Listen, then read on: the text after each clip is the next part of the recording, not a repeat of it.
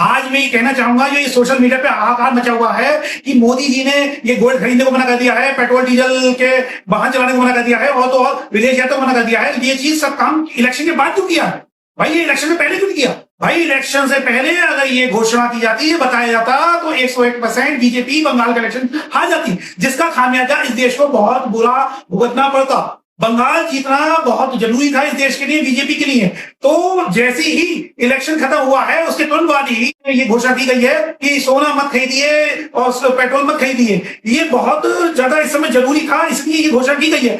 BJP वालों को तो बहुत ही ज्यादा प्रेशर में थे, सरकार बहुत ही ज्यादा प्रेशर में थी कि वो क्या करे। उसके कुछ समझ में ही नहीं आ रही थी कि भाई अगर वो इलेक्शन के टाइम पे घोषणाएं कर देती कि भैया सोना मत खरीदो, पेट्रोल डीजल के वाहन मत चलाओ, वर्क फ्रॉम होम करो, या फिर विदेश यात्रा मत जाओ, तो इलेक्शन तो 101% बीजेपी हार गई थी।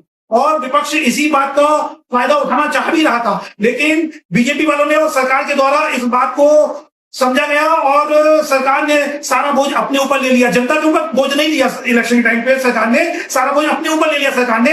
और उस टाइम पे आप लोगों को किसी बात की तकलीफ नहीं होने दी, कोई सोना चांदी के रेट नहीं बढ़े, और ना ही के नाम में पेट्रोल डीजल के दाम बढ़ने दिए गए। तो ये बहुत ही बड़ा कार्य किया गया बीजेपी के द्वारा, सरकार के द्वारा। हमें सरकार का साथ देना चाहिए इसमें। हम तो देख रहे हैं हर आदमी सोशल मीडिया पे हाहाकार मचा हुआ है कि भैया मोदी जी ने इस समय आके ये क्या कह दिया, तू कह दिया, तो इलेक्शन के टाइम पे कहते अपने तो कहना उन्होंने खूब रैलियां करी और ये सब करा। अरे भैया वो समय जरूरी था, वो करना सब कुछ जरूरी था, क्योंकि बंगाल जीतना था हमें। बंगाल जीत गए तो सबको फायदा हुआ है, इस देश को बहुत बड़ा फायदा हुआ है। देखिए इस समय भी मोदी जी जो यात्रा पे गए हुए हैं, 5 देशों की यात्रा पे गए हुए हैं, उसका भी बड़ा रीजन ये है कि वो उनसे कहीं ना कहीं एक सहायता मांगने गए हुए हैं।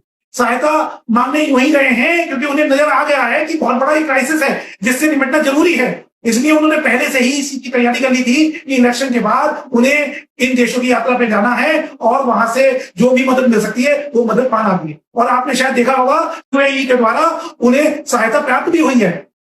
तो मैं बार बार कहना चाहूंगा कि आप मोदी जी का पूर्ण साथ दीजिए, आप विरोध मत कीजिए सरकार का।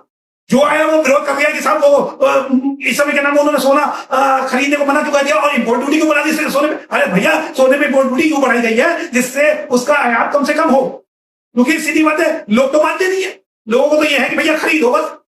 भैया देश हित में जो कार्य करने हैं वो करिए, क्योंकि हमने पहले भी इस तरह की जो परेशानियां आई हैं हमने उस पर विजय प्राप्त करी है, तो इस बार भी हम विजय प्राप्त करेंगे और हमारी जीत होगी। हमें सरकार के संग चलना चाहिए और हमें सरकार की बुराई नहीं करनी।